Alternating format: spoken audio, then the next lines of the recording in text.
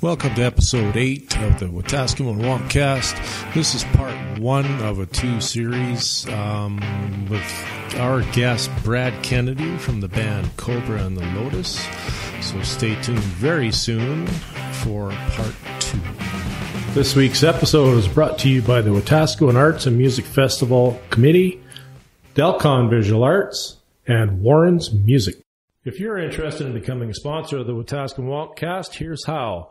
Go to our website, that's delconvisualarts.com/WonkCast, and send us a message there. Or you can find us on Facebook at Wetaskiwin WonkCast, and you can send us a message there too.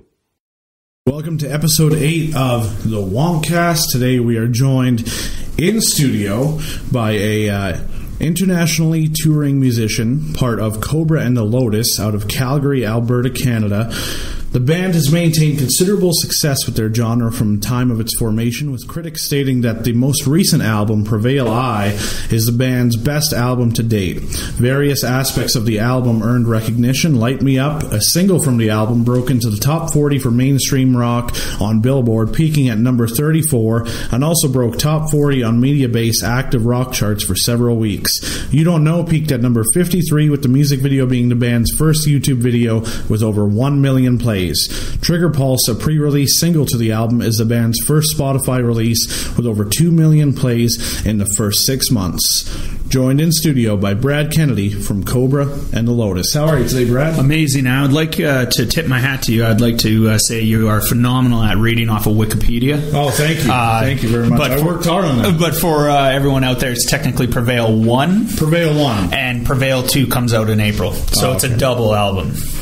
Double album. Which only people from 1970 did, and us, who are chumps, for taking that on, because that was too much work. And you guys have a lot of body of work. Oh, wow. Yeah. How many albums are you guys on? Prevail 2 will be number 5. 5 albums. 5 albums, yeah. And when did you guys start? In 2010? Well, I'm technically the second bass player. So the band started probably 8 years ago. So, yeah, 2010, I think.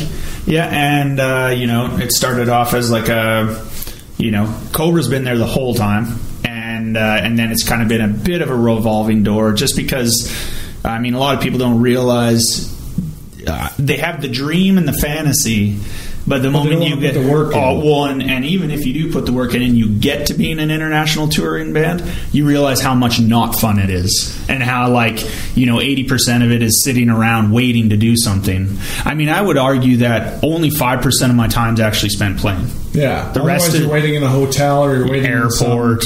You're on the bus. Skunky, tiny little closet in the back of a bar somewhere. Yeah, we call it the hurry up and wait game. Yeah. Because everyone is all up your ass for moving. Oh, am I allowed to say swear now? Yeah. Okay. Everyone's all up your ass to get moving. You finally, you're hustle, get to the thing, put it in, and then you stand around. Oh, the sound guy isn't even here. Oh, this isn't happening. Oh, this. Then your sound check lasts for 3 hours because nobody's there, and you just hustled your ass off. And it's, we call it the hurry up and wait game. Add that with all the travel, the stress of airports. Yeah, we were always joking. To the venue. We were always joking we don't get paid to play, we get paid to travel. That's exactly it. I heard that from actually a country musician quoted that. He said he doesn't, he plays for free. Mm-hmm. He gets paid to ride around on the bus. Absolutely, because it's, don't get me wrong, it is very cool, especially when you're first doing it. You really like before the whole, new and shininess has wiped off, and you just realize you're on an RV with 12 other people that smell. It's cool up until that point, and then one day you kind of wake up and you're like, this lost its charm a bit, but it's still badass. It's much better than if I was just at home working a 9-to-5er, right? Oh, definitely. So when you're traveling, if you're traveling on a tour bus, is it difficult to get to sleep? With all the motion and everything? Well, I've never actually had a problem with sleeping. I can fall asleep in a car within 10 minutes. It's just something that I'm pretty good at. I do have a lot of friends who do have a hard time, especially if your clock flips and all of a sudden, you're waking up and the sun's, going down pretty much, and then you're going to bed and the sun's coming up. You know what I mean? Because you're playing either late shows or, traveling. And I know a lot of dudes who I mean, when people talk about addiction in music, half of the time it can just be something as simple as that, like taking Ambien to go to sleep while you're on the bus. Well, next thing you know, you can't sleep without it. You know what I mean? So that's a problem. I know a decent amount of dudes who really, really like to partake in the marijuana cigarettes to fall asleep, and all the power to them. It works. I usually count Kardashians if I'm trying to get to. Gotcha. Yeah. I usually listen to some Kenny G. Kenny G works. Yeah. Takes the edge off, too. Yeah, absolutely. So are you a guy that you would want to wake up in the morning, or are you a guy that you'd want to leave alone until about 2 or 3 in the afternoon? I actually, because when I'm home, well, between having a toddler and then having a business with my buddy where we're doing commercial residential painting, I work early. I'm at work at 7. So when I'm up in your... I'm actually becoming that old guy on the road who wants to be asleep by midnight. Oh, for sure. Yeah, and everyone else is like, let's party. I'm like, let's not. Let's go to sleep. But they I actually put out the effort because it's super easy to slide into the whole not getting up till noon thing. Yeah. You know what I mean? And the next thing you know, you're a month and a half into tour and you've done dick with your time. Yeah. But like sleep and drink and play music and cornflakes, carry on. Yeah, that's it. I think that's the biggest misconception. A lot of people think when you're on the road, you're, after the show, you're partying, you're up all hours of the night. It's completely actually different, because sometimes you got to get to bed because you got to be in the next city, or you got to do whatever. Well, and like I had a good friend of mine tell me, one of the problems, not a problem, but one of the things fans needs to kind of understand about drinking, wanting to party up with the band, is it's like, okay, yes, I get how it's exciting, but you need to understand this is just one more night in a long line of nights. That's right. It may be very cool to you or very special to you to like party up with the band. But if we were to party up with every single person who wanted to party with us on every day of everything, none of us would get off the road alive. No. So we're not out to diss you if we're not trying to hurt your feelings if we say, whoa. But, sometimes you got to pump those brakes, man, because... if you got, 48 shows on the tour or whatever, and, you got to end up drinking all night, you're never going to make it through. Oh, man. You'll be 12 shows in and you'll be fatigued. And I mean, whether guys want to admit it or not, and I'm definitely one of the guilty parties. It's like, you don't think that being hungover will affect you as much as it does, and because you're foggy and you're kind of in this foggy existence, it's like you don't hear how shitty you sound. No, you know what I mean. But your other guys in your band sure hear it, and they don't have a problem with telling you, dude, tighten it up. Yes, and I've watched you guys. You're very high energy. You're very, it's something you have to be completely kind of alert for.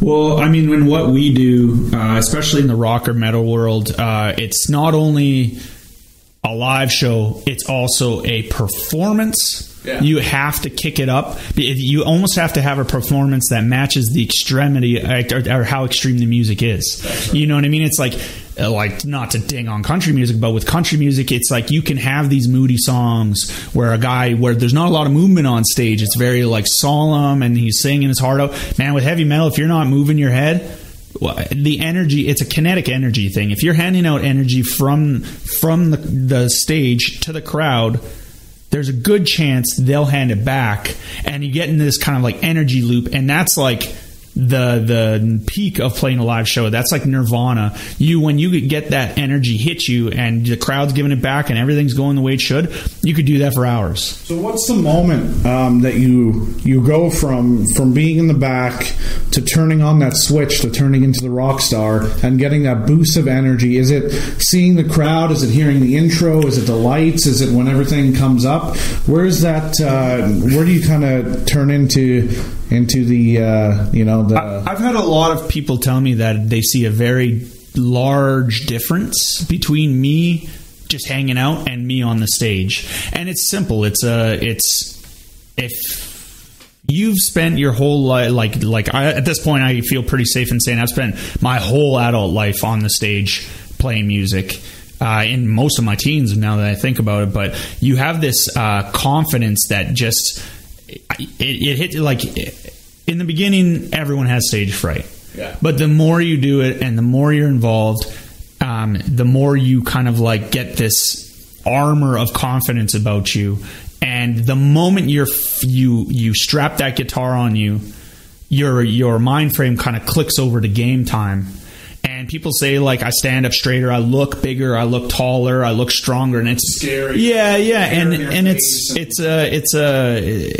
just all part of your on-stage persona. The rock star persona is a persona. Absolutely. Every rock star I meet is just a freaking nerd. Yeah. Half of them play like D&D and hang out and listen to like R&B records or whatever. Like, none of them are these brutal dudes. Well, exactly like when I first met you, I'd only seen kind of the videos of you and everything, and the pictures and everything. So I saw that rockstar guy, but when I met you and talked to you, you're super humble and you're just the down to earth kind of dude. And I think that's the best. If you're just listening, we're joined in the studio by Brad Kennedy from Cobra and the Lotus.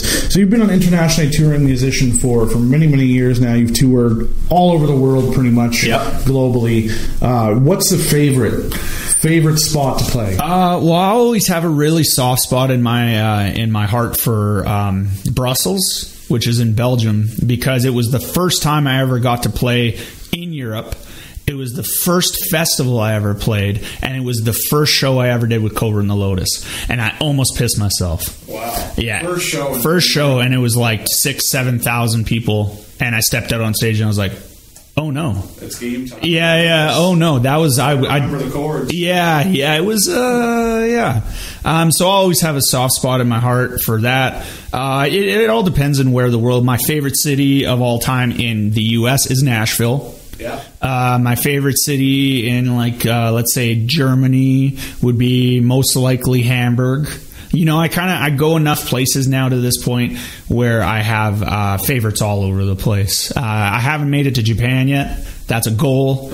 And I'm assuming that when I get to Tokyo, I'll be totally jacked on that too. Yeah. So you don't have a lot of time in between shows when you're getting to venues and when you got to rehearse and everything. But have you ever done any sightseeing? Is there any memorable thing you've kind of got to see? The Guggenheim or anything like that? Last tour, where were we? We did a tour, and we were in Europe, and in between Russia, I played Russia. So there's another one. I got to finally do Russia. That would be cool. And Moscow's a really badass city. Yeah. And I was, a lot of people have this conception about Russia that it's looks like Nazi Germany. That's what most people. Would you get nervous going to a place like Russia to play? I did. Crossing the border, I was pretty worried because there's not exactly a friendly relationship between Russia and Canada. Sure. And at this point, I'm pretty sure every Canadian embassy has been shut down. So at this point, if you were to get arrested in Russia as a Canadian, you'd just be tossed in a gulag. And I don't think anyone would see you ever again. So I was crossing the border, and I was like, oh. But the moment I thought this woman was going to grill me, she looked at my passport, looked at my face, and said, okay. Yeah. Okay. So I got across. Yeah, are you sure? So I got across, and the people there are super awesome. The cities are beautiful. The food's amazing. And everything that you think when you think of Russia, like, oh, God, the communism, there must be marching down the streets. No, man. I did see a lot of armed soldiers, but I didn't, that's no different than 80% of Europe. You go to anywhere. Here's a good example. You asked me something. I was stranded. Well, not really stranded. Two of the members of my band went to Tel Aviv to play an acoustic set opening for another band, Camelot. Me and the drummer, Marcus, we weren't involved with that. So we went and hung out for an entire week in Rome. Now, that was cool because in that time, I got to see the Colosseum. I got to see all these amazing things. And there were armed soldiers all over Rome. So when people say, oh, Russia, it's no different than most of Europe. Europe's kind of under tension right now because not only have they had attacks, but they have this kind of large high tension situation due to immigration. All around, it's this kind of weird, it's a pretty palatable tension in Europe right now, but I've had nothing but great experiences, great people, and Rome was very cool. When we recorded Prevail 1 and 2, we recorded it in this place called Ribe, Denmark, which is one of the traditional Viking settlements, and you go there and they still have the longboat launches. Oh, wow. So it's legit, if you like that TV show Vikings, that is where Vikings is. Like, I've met people who were asked to, like, asked to be casted in Vikings and stuff, because it's Denmark, Sweden, all those areas, Scandinavia, great place. If you're ever looking for a great place to make a trip, Scandinavia is like top. That's amazing. Yeah. It's incredible, because the fans out there in Europe and everything are so hardcore about their heavy metal, and with the huge festivals and everything. Have you ever got recognized when you're just like walking down the street somewhere? Not so much in mainland Europe. I mean, places like Germany, they're a lot like America, where they just get pummeled by stuff. There's constantly music coming in. But Russia was nuts, because I've never shown up somewhere and had people waiting. Wow. Showed up to Russia, and there were fans waiting where the train pulled in with like hand-drawn charcoal drawn paintings of me, and like they wanted pics, and they were chocolates, and they were just sweet ass people. And people ever come up to you and want to touch your mustache at all? No, I think I have an intimidating look. Yeah. And people, but it's kind of funny, because I'm like very nice. Yeah, you know what I mean. So I would let them, as long as I know they didn't, maybe had washed their hands since going to the washroom. I'd let them do it. But I mean, I'm not going to. Whoa, you wash your hands before you went? Did you go pee recently? You know what I mean? So I don't know. Hands in the face, maybe not. How are you on shaking hands? Because you meet a lot of people. So I know a lot of musicians kind of do the fist bump thing. I'm a strong. Gene Simmons went to that. I'm the strong proponent of the high five. The high five. Yeah. But I mean, I personally like to shake people's hands. I do it all the time because I feel like people really appreciate when you put the work in to connect with them as a human, on a human-to-human level. You know what I mean? Especially because, like you said, everyone has this kind of image of the rock star.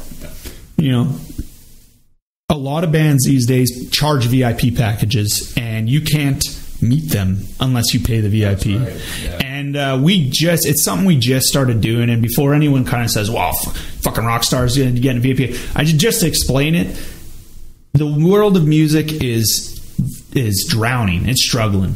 And VIP packages are one of those things that unbelievably help bands. Absolutely. And for anyone out there who's questioning why they do it, it's not like half of us don't feel good doing it, and the other half feel awkward about it. But the thing is everyone's just searching for a way to keep it going. But at the same time, I think it's a good experience, because with some VIP packages, I mean, generally if you run into people on the streets, like people like yourself, you get just a picture with them or cool. Yeah. But with the VIP packages, there's some that, you can actually go up on stage and take pictures on the stage and get a backstage pass. Yeah, usually get very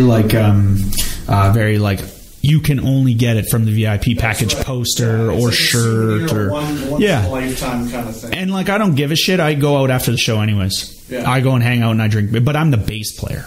You know what I mean? I'm not the singer. I'm not like any of the shreddy guitar players. I'm the bass player. So I can literally stand at the bar drinking next to everyone else, and most of the time nobody ever says anything to me. I do get high fives, I do get stuff like that, but nobody's I've never had a super fan try to make me into a lamp or anything, nothing like that. Not yet. Fingers crossed. One day I'll be famous enough that a psycho will try to take my skin. Hey, well, that's what we can all hope for. That's right. Let's get Dale in here to ask you some questions. I'm sure he's got some prepared for you. He's been very excited to talk to you over the past week that we've been talking about having you on the show. Mm-hmm. So, Brad, when are you heading out on your next tour? Are you starting in Canada? Or no, it's going. It starts in Salt Lake City.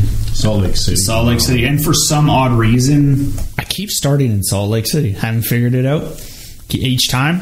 The Mormon community needs heavy metal too. Yeah. I actually had heard a long time ago that in the 90s, early 2000s, the Salt Lake City was a good place to get lynched. If you were drinking at all, or they had this really intense crew of straight edge kids that would lynch bands in the parking lot if they were drinking and stuff. But it's not like that anymore. I haven't seen that. How the tables have turned. Yeah, but we start. I'm pretty sure I fly out on April 18th, so it probably starts around there in Salt Lake City. We're direct supporting a band called THC, Texas Hippie Coalition. They toured with Black Label and stuff. They do the song "I'm Pissed Off and Mad About It." They're like southern rock. I don't know. They're very Kind of like a Molly Hatchet sort of deal? I'd say like a Pantera type Pantera? feel. Okay. You know what I mean? They're pretty great. They're pretty entertaining to listen to. I had heard the name, but luckily my drummer in my band's from Chicago, and he knows all about them, so he kind of introduced me to them, and I've kind of slowly but surely been listening to him. Our sound guy Doug kind of said, "Well, who are you touring with?" I said, Texas Hippie Coalition. He's like, "Cool, man, Pantera Light, I'm into that." I was like, "Oh." So yeah, and I do that, and it's pretty sure it's like 6 weeks. Goes all over the place. I'm in the States, all the spots except for Florida. The whole tour skips Florida, which is like the last 3 tours I've done is skip Florida. So I'm not 100% sure why that happens, but it's generally the retirement community. Yeah, well, and I mean, it's I haven't been able to really figure it out. I mean, I've played Florida. I don't think I've played it since like 2014, and there's a lot of places to play there. I don't get it. Miami, Orlando, West Palm Beach. There's places to play. It's just for whatever reason it never goes that way. We play Texas. I'm playing Texas again, but we're not going to Florida. I don't know. So what's your connection to Wetaskiwin? Were you born and raised here? Did you move here? I was born in Edmonton. Born in Edmonton. Okay. But yes, I was raised here my whole life. My dad is, spent his whole life between Camrose and Wetaskiwin and BC, but it always seems to come back here.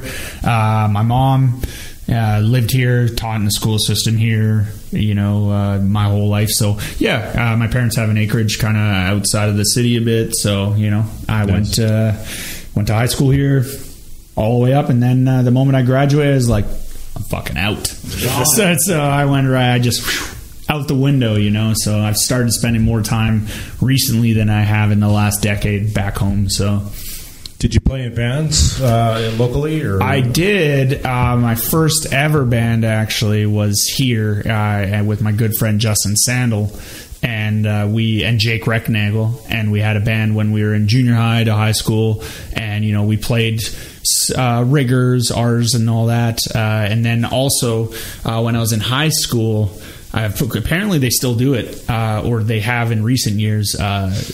Axe Music put on this thing called Axe Battle of the Bands. Yeah. And I was the first. I really had to put my work in, but in grade 12, I made Axe Music Battle of the Bands come to Wetaskiwin and put it on, and I had to bust my ass to get it there. And there was quite a few people in the administration in Wetaskiwin Comp who was trying to prevent me from it. Oh, really? And I'm going to say it now, it's 10 years later, and I can still say you can kiss my ass. I worked really hard to get that to happen, and it worked out. And instead of going to my grad, I went and competed in the finals in Battle of the Bands at Red's Place in West Edmonton Mall. Awesome. And that's kind of how... Reds. Yeah, Reds. Yeah.